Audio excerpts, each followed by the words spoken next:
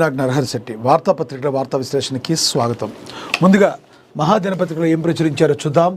కాంగ్రెస్ ప్రభంజనం ఖాయం, 90% స్థానాలు గెలుస్తాం, పిసిసి చీఫ్ మహేష్ కుమార్ గౌడ్ ధీమా వ్యక్తం చేశారు అని చెప్పి ప్రచురించారు. ఇక్కడ నటుడిని మించిపోయావు, దువ్వాడకు జగన్ క్లాస్ పీకారు. ఇక తమన్నానే రైట్ అని చెప్పి మరి మైసూర్ శాండిల్ సోప్కు బ్రాండ్ అంబాసిడర్గా నియామకం, వివాదంపై కర్ణాటక మంత్రి క్లారిటీ ఇచ్చారని కూడా ప్రచురించారు. ఇక అదేవిధంగా దేశాన్ని అమ్మేశారు, భారత్ను పణంగా పెట్టడానికి సిగ్గులేదా, అమెరికాతో ట్రేడ్ డీల్పై రాహుల్ గాంధీ ఫైర్ అయ్యారు, లోక్సభలో ప్రతిపక్ష నేతలు నిప్పులు చెరిగారని కూడా ప్రచురించడం అయితే జరిగింది.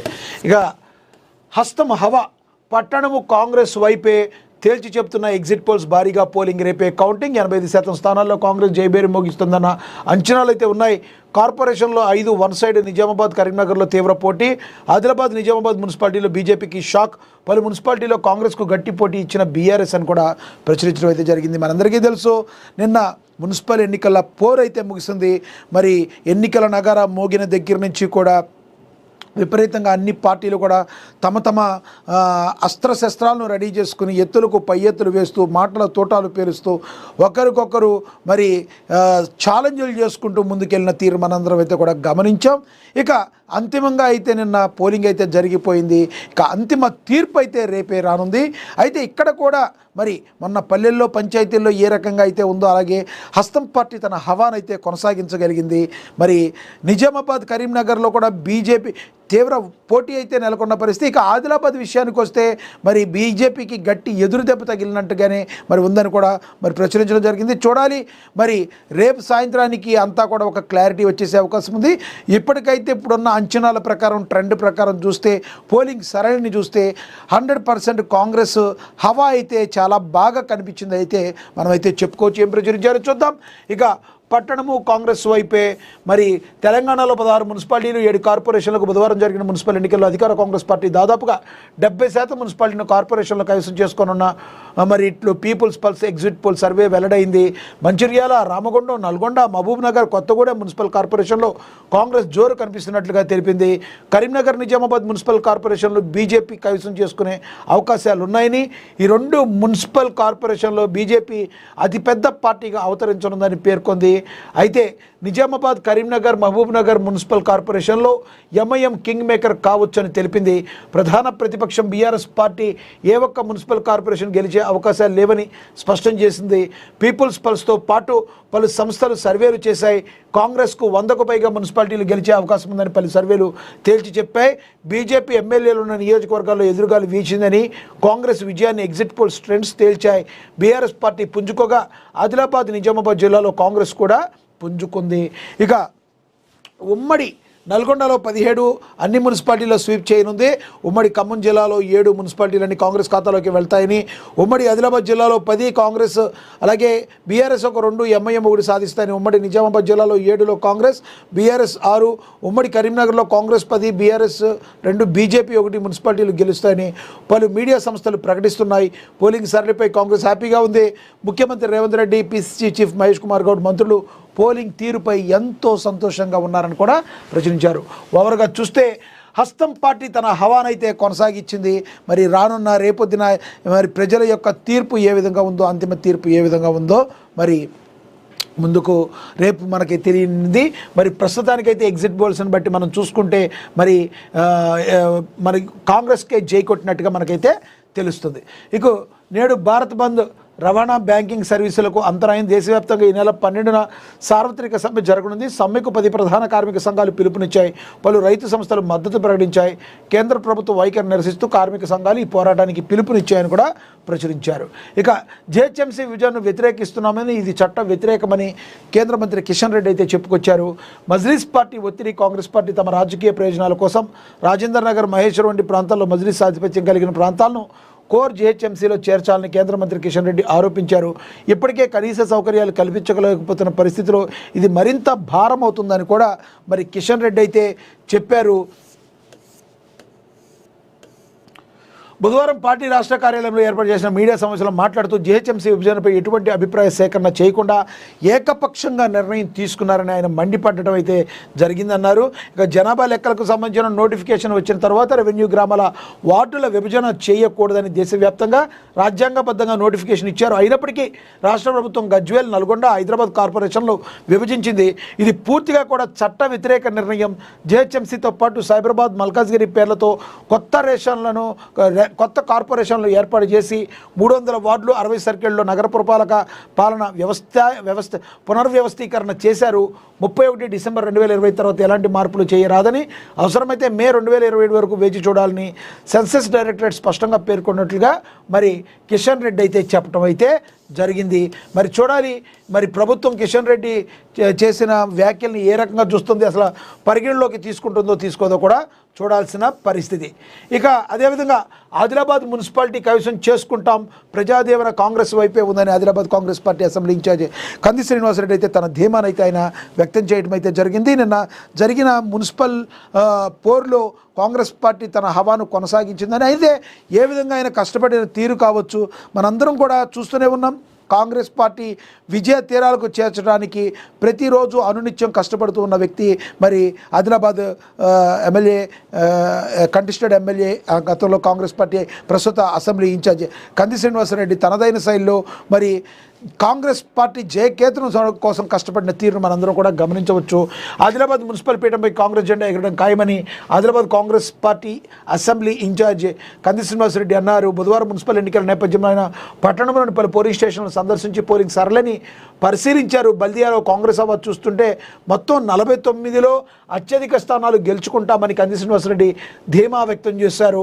ప్రజాదీవన కాంగ్రెస్కే ఉందని, అదేవిధంగా మెజారిటీ స్థానాలు కైవసం చేసుకుని ప్రజలకు మెరుగైన పాలన అందిస్తామని కంది శ్రీనివాసరెడ్డి అయితే స్పష్టం చేయడం అయితే జరిగింది. ఇక అదేవిధంగా చూడొచ్చు, ఎంపీ అరవింద్ జగ్గారెడ్డి గంగులపై కేసు నమోదు. ఎన్నికల సందర్భంగా గీత దాటిన నేతలని కూడా ప్రచురించారు. ఎన్నికల సందర్భంగా నోరు అదుపు తప్పిన నేతలపై పోలీసులు కేసు నమోదు చేశారు. నిజామాబాద్లో మున్సిపల్ ఎన్నికల పోలింగ్ సందర్భంగా బీజేపీ ఎంపీ ధర్మపురి అరవింద్ 34వ డివిజన్ పోలింగ్ కేంద్రంలో పోలీసులు ఎన్నికల సిబ్బందిపై అరవింద్ తీవ్ర ఆగ్రహాన్ని అయితే వ్యక్తం చేశారు.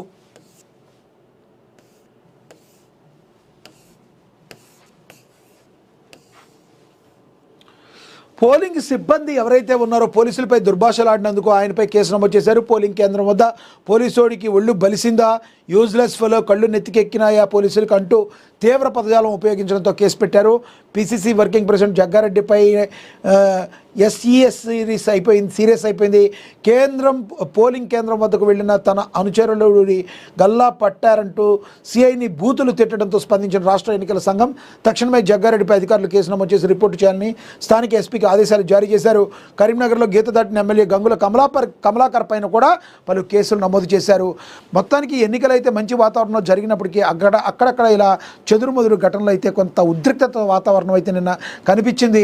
దీనిలో ఆ పార్టీ ఈ పార్టీ కాదు, అన్ని పార్టీల నేతలు కూడా తమ తమ పరిధులు దాటి మాట్లాడుతుంది. దీన్ని తీవ్రంగా మనం పరిగణించాల్సిన అవసరం అయితే ఉంది. ఎందుకంటే ఎన్నికల సంఘం అధికారులపైన, అదేవిధంగా పోలీసులపైన ఈ నేతలు దురుసైన మాటలు మాట్లాడటం ప్రజాస్వామ్యానికి గొడ్డలు పెట్టువంటిది. ఎందుకంటే ఈ పద్ధతి కరెక్ట్ కాదు.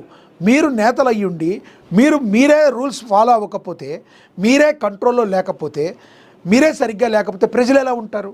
దీన్ని మీరు సరిగ్గా జగ్గారెడ్డి గారు మీరు ప్రభుత్వంలో ఉన్నారు, మీరు పోలీసులకి ఏం వాల్యూ ఇస్తారు? గంగుల కమలాకర్ గారు కావచ్చు, ఇక అరవింద్ గారి గురించి ఎంత తక్కువ చెప్పుకుంటే అంత మంచిది. ఆయన నోరు ఊరికే పారేసుకుంటూనే ఉంటారు. అదేమంటే నన్ను ఎవరన్నా అంటానంటారు, కానీ ఈ ధర్మపురి అరవింద్ గారికి ఉన్న ఇది మామూలుగా ఉండదు. ఎందుకంటే ఆయన అనకూడదు, కానీ కొంచెం ఇప్పుడు మీ పార్టీలోనే రఘునందన్ రావు గారు ఉన్నారు, ఎలా మాట్లాడతారు ఆయన? వాళ్ళు మాట్లాడిన విధానంతో మాట్లాడొచ్చు కదా మీరు కూడా. అంటే మీ స్టైల్ మీకు ఉంటుంది కరెక్టే, కానీ బూతులు తిట్టడమే మీ స్టైలా చెప్పండి? తిట్లే మీ స్టైలా? పోలీసులను ఎందుకు తిడతారండి మీరు? ధర్మపురి అరవింద్ గారు అందరినీ తిడతారు మీరు, ఎవరు కనబడితే వాళ్ళని తిడతారు. పోనీ రాజకీయంగా మిమ్మల్ని ఎవరన్నా తిట్టారంటే, మీరు తిట్టారంటే మీకు ఏ రేవంత్ రెడ్డి గారో మిమ్మల్ని అంటే, మీరు రేవంత్ రెడ్డి గారిని అంటే పోనీ తీయండి, ఆయన కౌంటర్ ఇచ్చారు మీరు ఎన్కౌంటర్ చేశారు అనుకోవచ్చు. పోలీసులు ఎందుకు మీరు పోలీసులు ఏదన్నా తప్పు చేస్తే మీరు చట్ట ప్రకారం వెళ్ళాలి. నలుగురిలో పట్టుకుని పోలీసుల్ని ఎన్నికల అధికారులని తిడితే మరి ఆ తర్వాత మీ గొయ్యం మీరే తోకున్నట్టు అవుతుంది. మరి పోలీసులతో పెట్టుకుంటే ఎలా ఉంటుందో మరి మీకు కూడా తెలుసు తర్వాత అని చెప్పి రాజకీయ విశ్లేషకులు అంటున్నారు. ఫ్రెండ్స్ మీరు చెప్పండి, ధర్మపురి అరవింద్ లాంటి వ్యక్తి ఈ రకంగా పోలీసుల్ని మరి హేయంగా తిట్టడాన్ని ఏ రకంగా చూస్తారో మీరు చెప్పండి. అదేవిధంగా జగ్గారెడ్డి గారు కావచ్చు, గంగుల కమలాకర్ గారు కావచ్చు, మీరందరూ కూడా మీరు పోలీసులను గౌరవించకుండా, మీరు ఎన్నికల అధికారులను గౌరవించకుండా మీ ఇష్టం వచ్చినట్టు మీరు చేస్తే ఇంకా ఎన్నికల అధికారులు ఎందుకు? మిమ్మల్ని ప్రశ్నించినందుకు మళ్ళీ జర్నలిస్టు సోదరులను కూడా మీరు మళ్ళీ తీవ్ర పదజాలంతో మాట్లాడతారు. ఏంటి మీరేమైనా పెట్టి పుట్టారా అని చెప్పి అడిగేవాళ్ళు ఉన్నారు. కాబట్టి దీన్ని మీరు కంట్రోల్లో పెట్టుకోవాలి, నేతలందరూ కూడా ఒళ్ళు దగ్గర పెట్టుకుని ఉండాలి అని చెప్పి ప్రజలందరూ కోరుకుంటున్నారు. దయచేసి దీన్ని మీరు గమనించాలి. ఒళ్ళు దగ్గర పెట్టుకోకుండా మాట్లాడితే వచ్చే ఎన్నికల్లో మీ అందరికీ కూడా ప్రజలు తగిన గుణపాఠం చెప్తారు. పోలీసుల మీద మీకేదన్నా అన్యాయం జరిగితే చట్టబద్ధంగా వెళ్ళండి, అక్కడ జరిగింది ఇది కాదని బయట పెట్టండి, మీ దగ్గర ఉన్న ఎవిడెన్స్ని బయట పెట్టండి. మీరే పోలీసుల మీద అరుస్తారు, మీరే పోలీసుల పని పోలీసులు చేసుకునేవారు, ఎలక్షన్ కమిషన్ మీద అరుస్తారు, ఎన్నికల అధికారుల మీద అరుస్తారు. ఏంటంటే ప్రజలు మీకు ఒక అవకాశం ఇస్తే దాన్ని వాపును చూసి బలుపును చూసి వాపు అనుకుంటే మీకు చేసేది ఏమీ లేదు. కొంచెం నేతలందరూ ఒళ్ళు దగ్గర పెట్టుకుని ఉండాలని చెప్పి అందరూ కూడా మాట్లాడుతున్న పరిస్థితి. మీరేమంటారు? నేతల తీరును ఏ రకంగా మీరు అంటారో కింద కమెంట్ బాక్స్ రూపంలో తప్పకుండా కమెంట్ చేయండి. ఇక అదేవిధంగా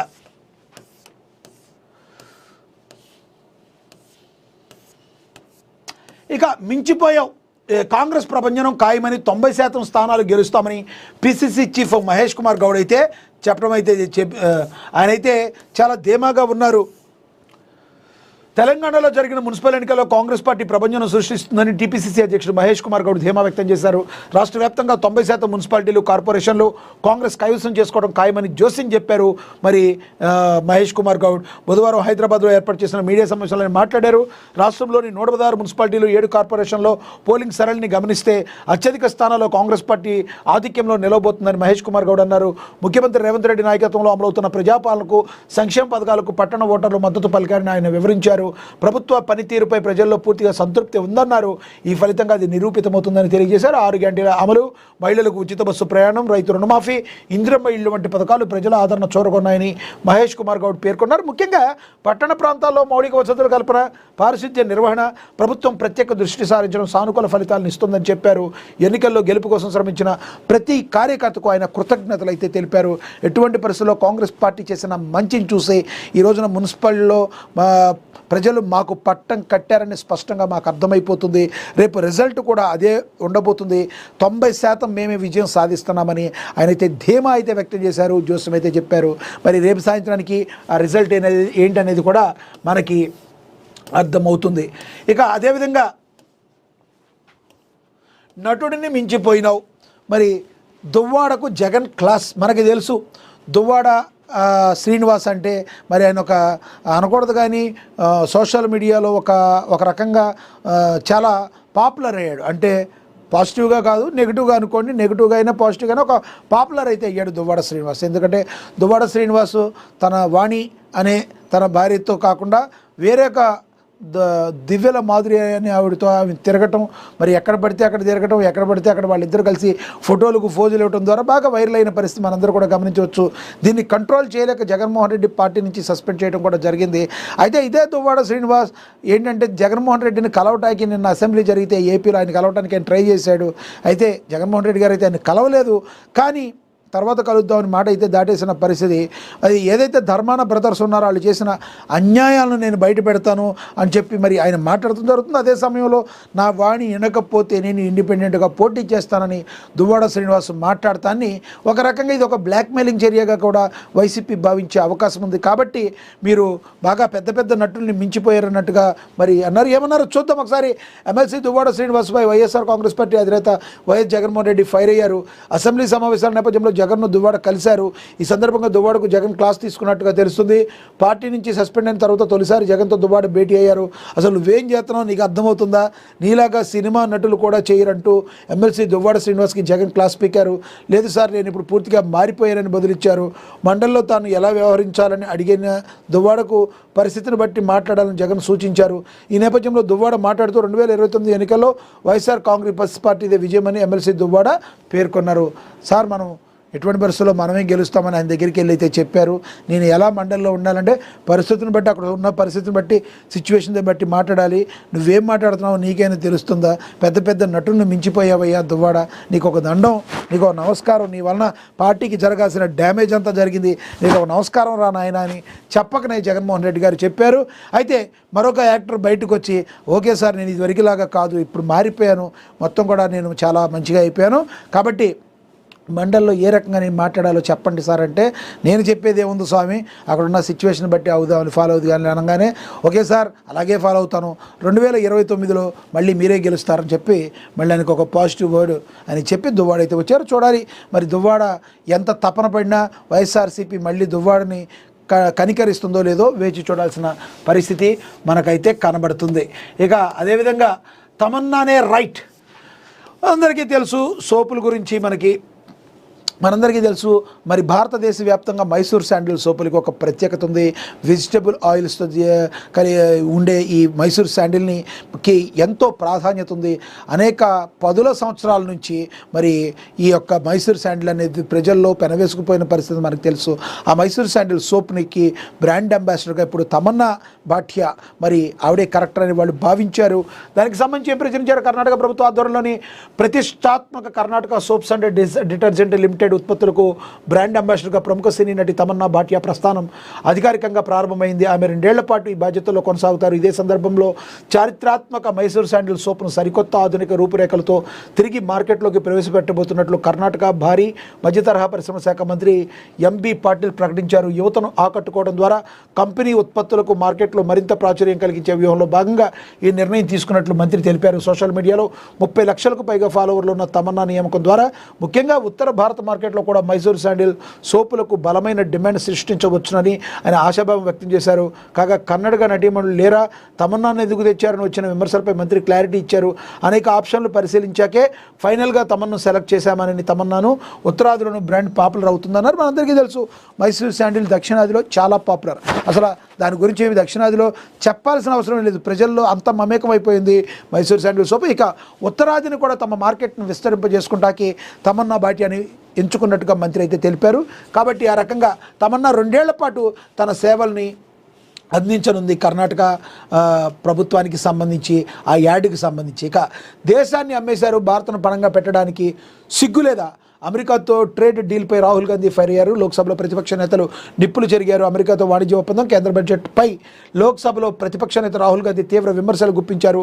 అమెరికాతో ట్రేడ్ డీల్తో 140 కోట్ల ప్రజానికం భవిష్యత్తును పణంగా పెట్టారని ఆరోపణలు చేశారు. ఇది సిగ్గుచేటని, దేశాన్ని అమ్మేశారన్నారు రాహుల్ గాంధీ. ఇక అదేవిధంగా మనం చమురు ఎక్కడి నుంచి కొంటామో అమెరికా నిర్ణయిస్తుందా? ఏ ప్రధానమంత్రి కూడా ఇలా చేయలేరు. ట్రేడ్ డీల్ పేరుతో మీరు పూర్తిగా లొంగిపోయారని విరుచుకుపడ్డారు. లోక్సభలో కేంద్ర బడ్జెట్పై జరుగుతున్న చర్చల్లో రాహుల్ గాంధీ కీలక ప్రసంగం అయితే చేశారు.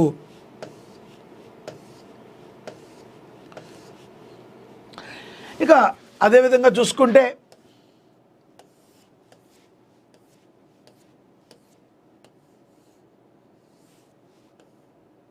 వందే మాతరంపై కేంద్రం కీలక నిర్ణయం తీసుకుంది. 6 చరణాలు తప్పనిసరిగా పాడాలని ఉత్తర్వులు. జాతీయ గేయం వందే మాతరంపై భారత ప్రభుత్వం కీలక నిర్ణయం తీసుకుంది. ఇకపై వందే మాతరం ఎక్కడ పాడినా వినిపించినా మొత్తం 6 చరణాలు కలిపి పాడాలని ఉత్తర్వులు జారీ చేసింది.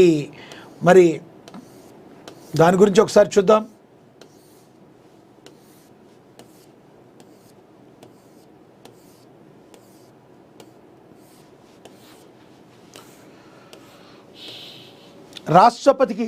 రాష్ట్రపతికి సంబంధించిన కార్యక్రమాలు మొదలుకొని అన్ని ప్రభుత్వ అధికారిక కార్యక్రమాల్లో వందే మాతర గేయాన్ని తప్పనిసరి చేస్తూ కేంద్రం నిర్ణయం తీసుకుంది. ఇప్పటివరకు పాఠశాలలో వందే మాతరం మొదటి 2 చరణాలు మాత్రమే పాడేవారు.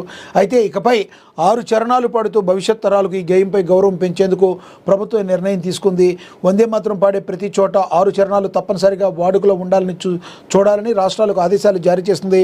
వందే మాతరం పాడేటప్పుడు ప్రతి ఒక్కరూ గౌరవ సూచకంగా నిల్చోవాలని, గేయాన్ని ఆలపించేటప్పుడు ఇతరులను ఇబ్బంది పెడితే చట్టపరమైన చర్యలు తీసుకోవాలని సూచించింది. అన్నిటికంటే ముఖ్యంగా ఇక నుంచి జాతీయ గీతం జనగణమన కంటే ముందుగా వందే మాతరం ఆలపించాల్సి ఉంటుంది.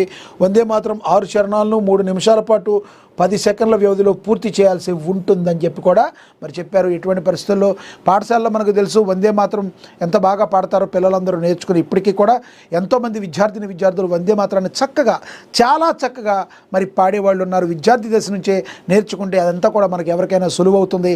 ఇక జనగణమనను కూడా మన విద్యార్థులు బాగా ఆలపిస్తారు. అఫ్కోర్స్ ఇప్పుడున్న ప్రస్తుతం ఉన్న రాజకీయ నాయకులందరికీ కంటే విద్యార్థులే జనగణమన కానీ వందే మాత్రం కానీ చాలా చక్కగా తప్పులు లేకుండా పాడేవాళ్ళు ఉన్నారు. కొంతమంది రాజకీయ నాయకులకి ఇప్పటికీ కూడా మరి వందే మాత్రం జనగణమన ఆ రెండు స్ట్రాంజెస్ కానీ ఇప్పుడు అయితే 6 నేర్పించమంటున్నారు. ఆ 2 స్ట్రాంజెస్ కావచ్చు, జాతీయ గీతమైన మరి జనగణమన కావచ్చు, తప్పు లేకుండా పాడేవాళ్ళు చాలా తక్కువగానే ఉంటారని నేనైతే అనుకుంటున్నారు. మీరేమనుకుంటున్నారు కింద కమెంట్ బాక్స్ రూపంలో కమెంట్ అయితే చేయండి. కానీ కొంతమంది రాజకీయ నాయకుల కంటే ఇప్పుడున్న విద్యార్థులే చాలా చక్కగా మరి వందే మాత్రం గీతాన్ని ఆలపిస్తారనే మాట మనం అక్షర సత్యంగా మరి అనుకోవచ్చు. ఇక అదేవిధంగా మహాశివరాత్రికి 2243 ప్రత్యేక బస్సులు, శ్రీశైలానికి 781, వేములవాడకు 416, ఏడుపాయలకు 249 స్పెషల్ సర్వీసులు. భక్తులకు ఇబ్బందులు కలగకుండా టీజీఎస్ఆర్టీసీ ఏర్పాట్లు, శివరాత్రి స్పెషల్కు వర్తించనున్న అదనపు ఛార్జీలను కూడా ప్రచురించారు. ఇక మహాశివరాత్రికి 2243 ప్రత్యేక బస్సులను, శ్రీశైలానికి 781, వేములవాడకు 416, ఏడుపాయలకు 249 స్పెషల్ సర్వీసులు. భక్తులకు ఇబ్బందులు కలగకుండా టీజీఎస్ఆర్టీసీ ఏర్పాట్లు చేసింది. శివరాత్రి స్పెషల్కు వర్తించనున్న అదనపు ఛార్జీలను కూడా చెప్పింది. మరి ఏదైతే మహాశివరాత్రి పర్వదినాన్ని పురస్కరించుకుని భక్తులకు రవాణాపరమైన సౌకర్యం కలగకుండా టీజీఎస్ఆర్టీసీ అన్ని ఏర్పాట్లు చేస్తుంది. భక్తుల సౌకర్యార్థం రాష్ట్రంలోని పలు ప్రాంతాల నుంచి 43 శైవ క్షేత్రాలకు 2243 ప్రత్యేక బస్సులు నడపని యాజమాన్యం నిర్ణయించింది. ఈ నెల 15వ తేదీన మహాశివరాత్రి కాగా ఈ నెల 14 నుంచి 16వ తేదీ వరకు ప్రత్యేక బస్సులను సంస్థ నడపనుంది. ప్రధానంగా శ్రీశైలానికి 781, వేములవాడకు 416, ఏడుపాయలకు 249, కేసరగుట్టకు 326, వేలకు 127, కాళేశ్వరానికి 71తో పాటు రాష్ట్రంలోని కొమరెల్లి, మరి అలంపూర్, ఉమామహేశ్వరం, పాలకుర్తి, రామప్ప తదితర ఆలయాలకు 273 ప్రత్యేక బస్సులను ఏర్పాటు చేసింది. హైదరాబాద్లోని MGBS, JBS, CBS, IS Sadan, KPHB, BHEL నుంచి శ్రీశైల పుణ్యక్షేత్రానికి ప్రత్యేక బస్సులను భక్తులకు అందుబాటులో ఉండనున్నాయి. ఆయా ప్రాంతాల్లో షామియానాలు, చైర్లు, తాగునీరుతో పాటు పబ్లిక్ అడ్రస్ సిస్టమ్ సంస్థ ఏర్పాటు చేస్తుంది. శివరాత్రికి నడిచే స్పెషల్ బస్సులు టికెట్ ధరను సంస్థ సవరించింది. మరి ప్రత్యేక బస్సులు 1.5 టైమ్స్ వరకు టికెట్ ధరలను సవరించింది. రెగ్యులర్ సర్వీసుల టికెట్ ఛార్జీలు ఎలాంటి మార్పు ఉండదు. ఈ నెల 14 నుంచి 16వ తేదీ వరకు నడిచే ప్రత్యేక బస్సులకు మాత్రమే సవరణ టికెట్ ఛార్జీలు అమల్లో ఉంటాయని అయితే చెప్పింది. మరి ఎవరైనా కూడా ఆర్టీసీ శ్రేయస్కరంగా ఉంటుందని భావించే వాళ్ళందరూ కూడా ఆర్టీసీకే మరి వాళ్ళ యొక్క ప్రాధాన్యతను అయితే ఇస్తారు. దీనైతే మనం గమనించవచ్చు. ఇంకా అదేవిధంగా చూసుకుంటే ఇక ఓటు ఎవరో వేశారు, నా హక్కు దోచేశారని చెప్పి మరి షాద్నగర్ ప్రజాస్వామ్యంలో ఓటు హక్కు ప్రతి పౌరుడికి ఉన్న అత్యంత విలువైన కానీ అదే హక్కు తనకుండానే దోచుకుపోయిందని ఒక యువ ఓటరు ఆవేదన వ్యక్తం చేయడం అయితే మనమైతే గమనించాం. అక్కడక్కడ కూడా ఇలాంటి పరిస్థితులు మరి గమనించారు. మరి ఎవరికైతే ఓటు ఉందో ఆ ఓటు ఎవరో ఒకరు వేసేసి వెళ్ళిపోవడం అనేవి చిన్న పొరపాట్లు, తప్పిదాలు ఇప్పటికీ కూడా జరుగుతూనే ఉన్నాయి. వాటిని సవరించాల్సిన బాధ్యత ఉంది. ఓటు హక్కు వినియోగించుకున్న యువతను కూడా ప్రచురించారు.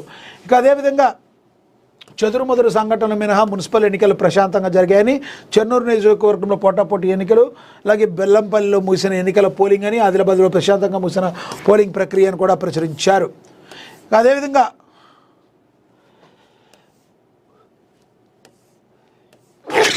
ఓటెత్తారు ఎవరెవరైతే నాయకులు ఉన్నారో నాయకులందరూ కూడా మరి ఓటు వేసి తమ నియోజకవర్గాల్లో ఎక్కడైతే తమ ఓటు హక్కు ఉందో తమ ఓటు హక్కుని అందరు నేతలు కూడా మరి వినియోగించుకున్నారు. దీని నుంచి కూడా ప్రచురించారు. ఇక అదేవిధంగా నల్గొండ సమగ్రాభివృద్ధిలో ప్రజల రుణం తీర్చుకుంటానని చెప్పి మరి కోమటిరెడ్డి వెంకటరెడ్డి చెప్పారు. ప్రతి డివిజన్లోనూ ప్రజా దర్బార్ నిర్వహిస్తాం. 8,000 ఇందిరమ్మ ఇళ్ల నిర్మాణం మా లక్ష్యం.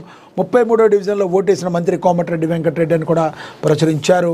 మరి నేతలందరూ కూడా ఎందరికో స్ఫూర్తిగా ఉంటూ మరి తమ ఓటు హక్కును వినియోగించుకున్నారు. ఇక ఎవరెన్ని కుట్రలు చేసినా ప్రజలంతా కాంగ్రెస్ వైపే ఉన్నారని, 80% పైగా మున్సిపాలిటీలో కాంగ్రెస్ దే విజయమని, కరీంనగర్ కార్పొరేషన్ కాంగ్రెస్ జెండా ఎగురుతుందని చెప్పారు మరి పొన్నం ప్రభాకర్ గౌడ్ ఏం చెప్పారంటే 80% పైగా మున్సిపాలిటీలో గెలుస్తామన్నారు. ఇక పిసిసి చీఫ్ మహేష్ కుమార్ గౌడ్ అయితే ఆయన 90% గెలుస్తామన్నారు. చూడాలి మరి 80% గెలవబోతున్నారా, 90% గెలవబోతున్నారా అనేది దానికి మరి కొంత రేపు సాయంత్రానికి క్లారిటీ వచ్చేస్తుంది మొత్తానికి కలిపి. నగరంలో నకిలీ కేబుల్స్ కేటుగాడు అని చెప్పి 3,59,000 నకిలీ ఎలక్ట్రిక్ వైర్ల పట్టివేతను కూడా ప్రచురించారు. ఇక అదేవిధంగా మాజీ ఎమ్మెల్యే పోలీసుల మధ్య తీవ్ర వాగ్వాదం, 14వ వార్డులో రిగ్గింగ్కు యత్నం, భారీగా దొంగ ఓట్లు వేయించడానికి కుట్రలు, మైనర్లతో ఓట్లు వేస్తుండగా పట్టుకున్న బీఆర్ఎస్ కార్యకర్తలు, 15వ వార్డులో ఉద్రిక్తత, కాంగ్రెస్ ఎత్తులను అడుగడుగునా చిత్తు చేసిన బీఆర్ఎస్ శ్రేణులని, 14, 15 వార్డుల్లో భారీగా పోలీసులు మోహరించారని, ఇది చర్చనీయాంశంగా మారిన రెండు వార్డులని కూడా ప్రచురించారు. ఇక నాగర్ కర్నూలు మున్సిపల్ పోర్లో 2 వార్డుల్లో తీవ్ర ఉద్రిక్తత పరిస్థితులు నెలకొన్నాయి. కాంగ్రెస్ పార్టీకి చెందిన వారు భారీగా దొంగ ఓట్లు వేయడానికి ప్రయత్నిస్తున్న క్రమంలో బీఆర్ఎస్ నాయకులు, కార్యకర్తలు పెద్ద ఎత్తున అడ్డుకున్నారని, 15 వార్డుల్లో 2 మైనార్టీ వర్గానికి చెందిన మైనర్ల ద్వారా 45 సంవత్సరాల వయసు కలిగిన 2 మహిళా ఓట్లను వేయించడానికి ప్రయత్నం చేయగా అనుమానంతో వారి ఆధార్ కార్డులు, ఓటర్ ఐడి కార్డును బీఆర్ఎస్ కార్యకర్తలు పరిశీలించగా వారు ఇతర ఓట్లను వేయడానికి వచ్చినట్లుగా గుర్తించారని కూడా ప్రచురించారు. అక్కడక్కడ ఇలాంటి చెదురుమదురు సంఘటనలు అయితే జరిగినాయి. ఇలాంటి పనులు చేసిన ఎవరినైనా కూడా కఠినంగా శిక్షించబడతారు. అలాంటి వాళ్ళ మీద మరి శాశ్వతంగా బ్యాన్ విధించే అవకాశం కూడా మనకి చాలా స్పష్టంగా అయితే కనబడుతుంది. ఇక ఎంత అందమైన అనుభూతి అని చెప్పి, ఎంతటి దూర ప్రయాణమైనా ఒక్క అడుగుతోనే మొదలవుతుంది. ఒక్క అడుగు పడిందంటే ఎంతో కొంత విజయం లభించినట్లే. అలా తన సినీ ప్రస్థానానికి పునాది వేసిన తొలి సినిమా గుర్తు చేసుకున్నారు మెగాస్టార్ చిరంజీవి. 1979లో వచ్చిన పునాది రాళ్ళు సినిమాతో చిరంజీవి నట ప్రస్థానం మొదలైంది. తొలిమెట్టుకే విజయాన్ని అందుకున్న గుండె నిండా ధైర్యంతో ముందడుగు వేశారు. తనను తాను చెక్కుకుంటూ అంచెలంచెనిగా ఎదిగి పేరు ప్రఖ్యాతులను సంపాదించుకున్నారు మెగాస్టార్ చిరంజీవి. ఇక చందమామ కథ లాంటి అనుభూతి తాజాగా ఆయన పునాది రాళ్ళు సెట్లు అడుగుపెట్టిన జ్ఞాపకాలను గుర్తు చేసుకున్నారు. ఈరోజు పునాది రాళ్ళు సినిమా కోసం జీవితంలో కెమెరా ముందుకు నిలిచిన తొలి రోజు. ఆ రోజు నాలో కలిగిన ఆతృత, ఆనందం, బాధ్యత, భావోద్వేగం మాటల్లో వర్ణించలేను. ఆ క్షణం ఇప్పటికీ నిన్న మొన్న జరిగిందేమో అన్నట్టుగా అనిపిస్తుంది. ఒక అందమైన చందమామ కథ లాంటి అనుభూతి అని నట జీవితానికి పునాది రాళ్ళు. ఈ ప్రత్యేక సందర్భంలో నాకు ఆ తొలి అవకాశం ఇచ్చిన ఆ చిత్ర దర్శక నిర్మాతలకు హృదయపూర్వక కృతజ్ఞతలు తెలియజేస్తున్నాను. వారి నమ్మక ప్రోత్సాహంతో వచ్చిన అవకాశంతో నటనలో నా ప్రయాణానికి పునాది రాళ్ళు పడ్డాయి. ఆ రోజు నుంచి ఈ రోజు వరకు నన్ను ఆదరిస్తూ ఆశీర్వదించిన ప్రేక్షకులందరికీ కూడా నా కృతజ్ఞతలు అని ట్వీట్ చేశారు. తన ఫస్ట్ మూవీ చిత్రీకరణ సమయంలో దిగిన ఫోటోలను ఈ పోస్టకు జత చేశారు. ఏదేమైనప్పటికీ మెగాస్టార్ చిరంజీవి ప్రస్థానం మనందరికీ తెలుసు. సామాన్యంగా సినిమా ఇండస్ట్రీలో ఎంతో గొప్పవాళ్ళు ఉన్నారు. కానీ చిరంజీవి అందరిలో ఒక ప్రత్యేకమైన శైలిని అయితే ఏర్పాటు చేసుకున్నారు. ఎవరిని ఎవరు తక్కువ చేయడం కాదు, కానీ చిరంజీవికి ముందు, చిరంజీవికి తర్వాత అనే రేంజ్లో ఎదిగిన అద్భుత నటన కలిగిన ఒకే ఒక్క వ్యక్తి మెగాస్టార్ చిరంజీవి. తనదైన ఫైట్స్తో, తనదైన డాన్స్తో మరి తనకంటూ ఒక ప్రత్యేకతను ఏర్పాటు చేసుకుని ముందుకు వెళ్ళి మెగాస్టార్ చిరంజీవి తన ప్రయాణాన్ని కొనసాగించారు. తన ప్రయాణాన్ని కొనసాగిస్తూనే ఉన్నారు. రీసెంట్గా రిలీజ్ అయిన మనశంకర వరప్రసాద్ గారు అనే సినిమా మరి టాలీవుడ్ బాక్స్ ఆఫీస్ని షేక్ చేస్తూ మళ్ళీ ట్రెండ్ సెట్టర్గా పాత రికార్డులన్నీ, టాలీవుడ్లో ఉన్న రికార్డులన్నీ చెరిపేసి మళ్ళీ ఇండస్ట్రీ హిట్గా నిలిచింది మనశంకర వరప్రసాద్ గారు. దట్ ఈజ్ మెగాస్టార్ అని. మెగాస్టార్ స్టామినా ఏంటో మరొకసారి టాలీవుడ్కి రుచి చూపించిన సినిమా మనశంకర వరప్రసాద్ గారు. ఇదే సమయంలో చిరంజీవి గారికి ఈ సంవత్సరం చాలా బాగా కలిసి వచ్చిందని చెప్పాలి. తన ఇంట మనవడు రావటం అనుకోవచ్చు. ఇప్పుడు తను ఏదైతే సినిమా చేశారో అది హిట్ కొట్టడం కావచ్చు. ఇక పునాది రాళ్ళు ఏ టైంలో అలా మొదలైంది, ఆ రోజున ఏ రోజు అయితే ఆయన కెమెరా ముందుకు వెళ్ళారో తన యొక్క భావోద్వేగాన్ని ప్రతిరోజు కూడా నిరంతర విద్యార్థిలాగా ఉంటూ చిరంజీవి ఎంతోమందికి స్ఫూర్తి ప్రదాతగా ఉన్నారని చెప్పేవాళ్ళు ఇప్పటికీ కూడా కోకొల్లలుగా ఉంటారు. ఆయన చూపిన మార్గంలో ఒత్తిళ్లను తట్టుకుని ఏ రకంగా ముందుకు వెళ్ళాలి, తన మీద రాళ్ళు పడినా వాటిని పువ్వుల్లాగా ఎలా మార్చుకోవాలని తెలియాలంటే మెగాస్టార్ చిరంజీవి యొక్క బయోగ్రఫీ మనం తెలుసుకున్నట్టయితే ఏ రకంగా తన మీద వచ్చిన ఒత్తిడిని అధిగమించవచ్చు మనమైతే చాలా స్పష్టంగా గమనించవచ్చు అని చెప్పి మనమైతే అర్థం చేసుకోవచ్చు. ఇక మనం కూడా ఒకసారి మెగాస్టార్కి, చిరంజీవికి హృదయపూర్వక కృతజ్ఞతలు అయితే తెలుపుదాం. ఇక చూడొచ్చు, టాలీవుడ్లో విఎక్స్ఎస్ సినిమాలకు కష్టకాలం. టాలీవుడ్లో విఎఫ్ఎక్స్ అధికార సినిమాలు వరుసగా రెడీ అవుతున్నాయి. కానీ ప్రస్తుతం మార్కెట్లో పరిస్థితులు నిర్మాతలకు తలనొప్పులుగా మారాయి. ఒకవైపు ఓటీటీ సంస్థలు ఇలాంటి సినిమాలను కొనుగోలు చేయడానికి సిద్ధంగా ఉన్నప్పటికీ ఫైనల్ కాపీ చూపించకపోతే ఒప్పందాలు కుదిరే పరిస్థితి అయితే లేదు. గతంలో వచ్చిన పలు విఎఫ్ఎక్స్ సినిమాలు నాసిరకమైన గ్రాఫిక్స్ కారణంగా ప్రేక్షకుల నిరాకరణకు గురైన విషయం తెలుస్తుంది. ఈ అనుభవం వల్ల ఇప్పుడు ఓటీటీ సంస్థలు చాలా జాగ్రత్తగా వ్యవహరిస్తున్నాయి. సినిమా ఫైనల్ వర్షన్ చూసిన తర్వాత రేట్ ఇస్తామని ఓటీటీలు స్పష్టం చెప్తున్నాయి. మెగాస్టార్ చిరంజీవి చిరంజీవి నటించిన విశ్వంబర, నిఖిల్ స్వయంభూ, నాగ చైతన్య, వృషకర్మ వంటి భారీ విఎఫ్ఎక్స్ ప్రాజెక్టులు ఓటీటీ డీల్స్ కోసం వెయిటింగ్లో ఉన్నాయి. అయితే ఇప్పటికే పూర్తయిన సినిమాలు మాత్రం సులభంగానే అమ్ముడవుతున్నా కానీ ఇంకా మేకింగ్ దశలో ఉన్నప్పటికీ ఫైనల్ కాపీ చూపించకపోతే ఒప్పందాలు ముందుకు సాగడం లేదు. ఇలాంటి వాటిలో పాన్ ఇండియా స్థాయిలో క్రేజ్ కాంబినేషన్లో ఉన్నాయి. కానీ నిర్మాతలు మాత్రం కొంత విఎఫ్ఎక్స్ సినిమాలు ప్లాన్ చేయడంలో ముందుకు వెనక్కు ఆలోచిస్తున్నారు. ఓటీటీ మార్కెట్ బలహీనంగా ఉండడం వల్లే రిస్క్ ఎక్కువగా అయితే కనబడుతుంది. మనకి తెలుసు విశ్వంబర ఈపాటికే రావాలి, కానీ ఇప్పటికీ కూడా విఎఫ్ఎక్స్ వల్లనే అది ఇప్పటికీ లేట్ అవుతూ వచ్చింది. విఎఫ్ఎక్స్ మనం గతంలో చూసాం, ప్రభాస్ సినిమా కూడా మరి రామాయణంకు బేస్ చేసుకున్న సినిమా కూడా విఎఫ్ఎక్స్ సరిగ్గా లేకపోవటం వల్ల అది సరిగ్గా ఆడలేదు. కాబట్టి ఇలాంటి జాగ్రత్తలు తీసుకోకపోతే ఓటీటీ సంస్థలకు కూడా నష్టం వచ్చే అవకాశం ఉంది. కాబట్టి ఎటువంటి పరిస్థితుల్లో ఫైనల్ కాపీని చూసిన తర్వాతే కూడా తాము ఇంత అమౌంట్ అనుకుని చెల్లిస్తామని చెప్పి ఓటీటీ సంస్థలు అయితే ఉన్నాయి. చూడాలి మరి రానున్న రోజుల్లో ఈ సినిమాలకు ఓటీటీలు ఎంత రేంజ్లో మరి అమౌంట్ ప్రకటిస్తాయి. ఇక మమితా బైజు కొత్త సినిమా అని చెప్పి కూడా నటి మమితా బైజు క్రేజ్ ఇప్పుడు మామూలుగా లేదు. 16 ఏళ్ల ప్రాయంలో నటిగా చిత్ర పరిశ్రమలో ఎంట్రీ ఇచ్చిన ఈ మలయాళీ ముద్దుగుమ్మ మరి గత 8 ఏళ్ళుగా మలయాళం, తమిళ భాషల్లో వరుస అవకాశాలను మరి చేజిక్కించుకుంది అని కూడా మరి వీడి గురించి రాయటం అయితే జరిగింది. ఓవరాల్గా అలాగే కమిట్మెంట్ల కోసం ఫోన్లు వస్తూనే ఉంటాయి అని చెప్పి కాస్టింగ్ కోచ్పై నటి ఎస్తర్ నోహానా కీలక వ్యాఖ్యలు చేశారని కూడా సరే. ఇక ఎస్ టాక్సిక్ రిలీజ్కు ముందే రికార్డ్స్ మరో బిగ్ డీల్ అని కూడా ప్రచురించారు. ఓవరాల్గా చూసుకుంటే మరి మహాదినపత్రికలో ఏవైతే ఉన్నాయో దాన్ని మనం అయితే చూసాం. ఇక మనం చూస్తే ఏపీ నుంచి ఆంధ్రజ్యోతి చూద్దాం ఏం ప్రచురించారో. వందే మాత్రం పాడాల్సిందే, అధికారిక కార్యక్రమాల్లో అమలుపరచాలి, గీతాలాపన సమయంలో అందరూ నిలబడాలి, జనగణమన కంటే ముందు వందే మాత్రం మొత్తంగా 6 చరణాలు ఆలపించాలి, స్కూల్ కార్యక్రమాలు దీంతోనే ప్రారంభించాలి, కేంద్ర హోంశాఖ మార్గదర్శకాలు జారీ చేసిందని కూడా ప్రచురించారు. ఇక కలిసికట్టుగా కూటమి మరో 15 ఏళ్లుగా ఇలాగే కొనసాగాలని బాబు. కూటమి బలం మరింత పెరిగింది, ఎక్కడ విభేదాలు ఏర్పడలేదు, ఈ ఐక్యత కింది వరకు కొనసాగాలి. గుజరాత్ 5 దఫాలుగా ఒకే ప్రభుత్వం అదే స్ఫూర్తి ఇక్కడ గెలవాలని సీఎం చెప్పారు.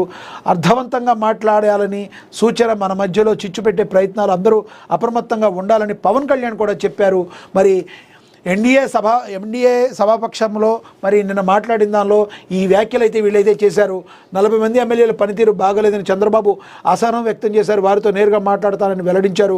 కూటమి ఎమ్మెల్యేలు తప్పు చెయ్యొద్దని చెప్పి 15 ఏళ్లు కలిసి ప్రయాణించాల్సి ఉందని చెప్పి ఉప ముఖ్యమంత్రి పవన్ కళ్యాణ్ చెప్పారు.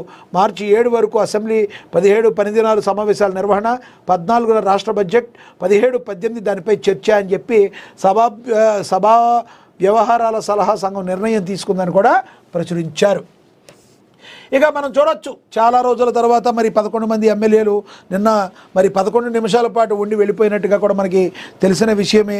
వైసీపీ ఎమ్మెల్యేలు మరి నిన్న 11వ తారీఖు అవడంతో 11 అనేది వీళ్ళకి ఇలా కలిసి వస్తుందేమో మరి అని మరి కౌంటర్లు కూడా పడుతున్నాయి. అలా వచ్చారు, ఇలా వెళ్ళారు. 11వ తేదీ 11 మందితో 11 నిమిషాలు 9:59 గంటలకు సభలోకి జగన్ అండ్ కో, 10 గంటల 10 నిమిషాలకి వాకౌట్. ప్రాంగణంలో ప్లకార్డులతో వైసీపీ సభ్యుల ర్యాలీ. గవర్నర్ ప్రసంగ సమయంలో నినాదాలు పట్టించుకోకుండా కొనసాగించిన నజీర్. 11 నిమిషాలకి సభ నుంచి నిష్క్రమించిన జగన్ మరియు వైసీపీ సభ్యులను కూడా ప్రచురించారు. ఏపీలో RRR పునర్నిర్మాణం, పునరుద్ధరణ అభ్యుదయంతో ముందుకు. క్వాంటమ్ కంప్యూటింగ్తో అమరావతి కొత్త అధ్యయనం. 175 నియోజకవర్గాల్లో ఎంఎస్ఎంఈ పార్కుల కార్యాచరణ. సామాజిక భద్రత, సాధికారతతోనే నిజమైన పునరుద్ధరణ. ఉభయ సభలో ఉమ్మడి భేటీలో గవర్నర్ అబ్దుల్ నజీర్ ప్రసంగం ఉందని కూడా ప్రచురించడం అయితే జరిగింది.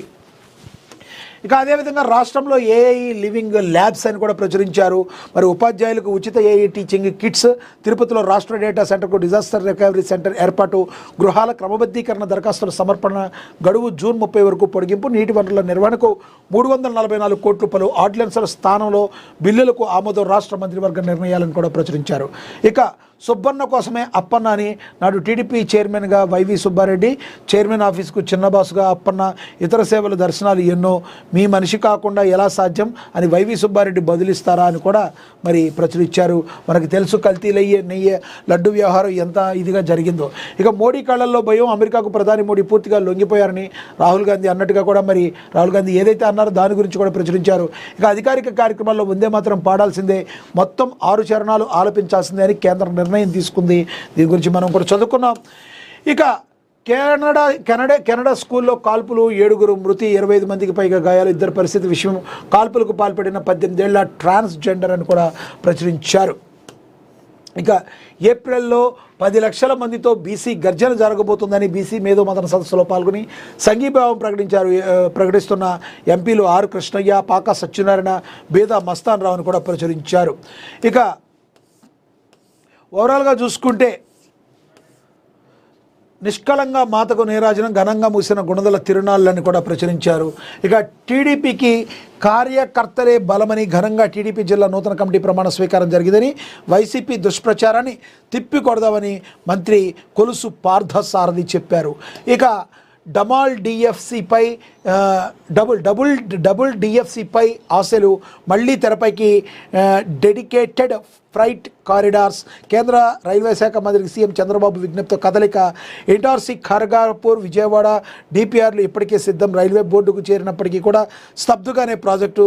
సీఎం చొరవతో సానుకూలంగా స్పందించిన మంత్రి సరుకు రవాణా రైల్వే కారిడార్లతో విజయవాడ బూస్టప్ వచ్చిందని కూడా మరి ప్రచురించారు. ఓవరాల్గా ఇంపార్టెంట్ న్యూస్ ఏవైతే ఉన్నాయో వాటిని మరి 2 తెలుగు రాష్ట్రాల నుంచి మనం వాటిని చదివి విపులంగా విశ్లేషించే ప్రయత్నం అయితే చేశాం.